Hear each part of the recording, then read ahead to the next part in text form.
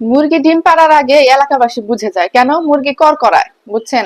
এখনকার আমাদের ফেসবুক বাসীর অবস্থা হয়েছে এরকম।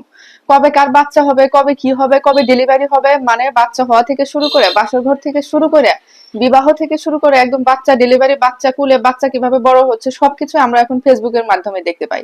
আমরা এখন পাড়া প্রতিবেশীদের কাছে বেড়াতে যাই না, ঘুরতে যাই না, আমরা এখন ফেসবুক খুলে আমরা আসলে ঘরের খবর, পরের খবর, সব খবরই আমরা পাই।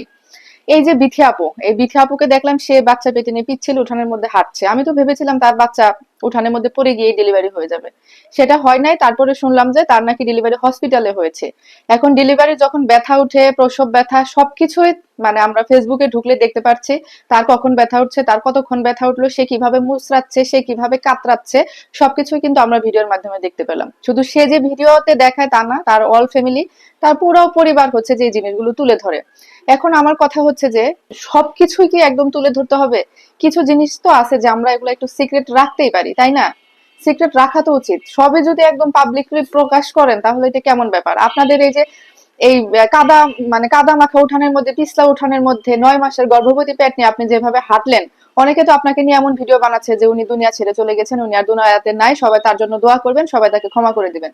এই যে প্রুফ স্বরূপ এরকম কতগুলো চ্যানেলে আপনাদের ভিডিও দেখলাম। এখন শুনলাম যে ওনার নাকি আলহামদুলিল্লাহ সুস্থ সবল ভাবে ওনার একটি ছেলে হয়েছে। আলহামদুলিল্লাহ, আলহামদুলিল্লাহ। আল্লাহ তাআলা তাকে সুস্থভাবে বাঁচিয়ে রাখুক, বড় করুক, সুন্দরভাবে বড় করুক, এই দোয়া করি, এই শুভকামনা করি। আমরা তাহলে জাতির খালা হয়ে গেলাম আর ছেলেরা হয়ে গেল মামা। তো তাই তো, কি আর বলবো বলেন, এরকমই হচ্ছে এখন অবস্থা। মানে আপনার একটা ইউরিন টেস্টের কাঠি থেকে শুরু করে আপনার একদম সবকিছু আমরা এখন অনলাইনে দেখতে পাই। ইভেন একটা বিস্কুট খাওয়ার ভিডিও, একটা মানুষ চা বিস্কিট খাচ্ছে, সেটাও আমাদেরকে এখন ভিডিওর মাধ্যমে দেখতে হয়, আমরা সেগুলো দেখতে থাকি সারাদিন। আমরা দেখা যায় যে ঘরের যে পরিবার আছে, ঘরের যে মানুষজন আছে, বাবা মা ভাই বোন, তাদের সাথে আড্ডা দেওয়া কমিয়ে দিয়ে সেটা আমরা সারাদিন এগুলাই দেখতে থাকি। এই এই হচ্ছে আমাদের মানে অবস্থা হয়ে গেছে অলরেডি, এরকম কিছু কিছু বলার নাই।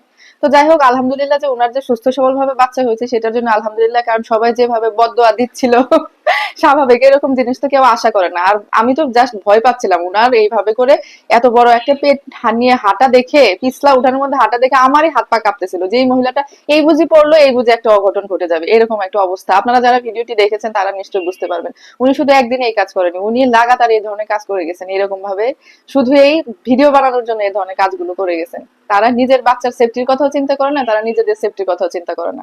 এরকম অনেক আছে দেখেন না, শুধুমাত্র একটা সেলফির জন্য প্রাণ গেল এক ছাত্রর, প্রাণ গেল এক ইয়ার টিকটকারের, এরকম আছে না? এই যে এই সমস্ত মানুষে যারা কিনা ট্রেনের ছাদে উঠে ভিডিও করে, যারা যারা কিনা চ্যালেঞ্জ নিয়ে একদম উঁচা ছাদের উপরে যায়, একদম টপ টাওয়ারের উপরে যায় ভিডিও বানাতে যায়, ওখান থেকে একদম চিটপটাং হয়ে পড়ে যায়, তাদের মানে চিনার মতো অবস্থা থাকে না চেহারা। তো এগুলা কি বলবো, সমাজ আমরা অসুস্থ হয়ে যাচ্ছি দিনকে দিন। এটাই ছিল আজকে আমার বলার মতো কথা। আপনারা দেখান যেটা দেখানোর মতো সেটা দেখেন, যেটা দেখানোর মতো না সেটা দেখায় না, এই হচ্ছে কথা। নিজেদের সেফটির কথা আপনারা আগে চিন্তা করবেন। ঠিক আছে বন্ধুরা, ভালো থাকবেন সবাই, আল্লাহ হাফেজ, আসসালামু আলাইকুম।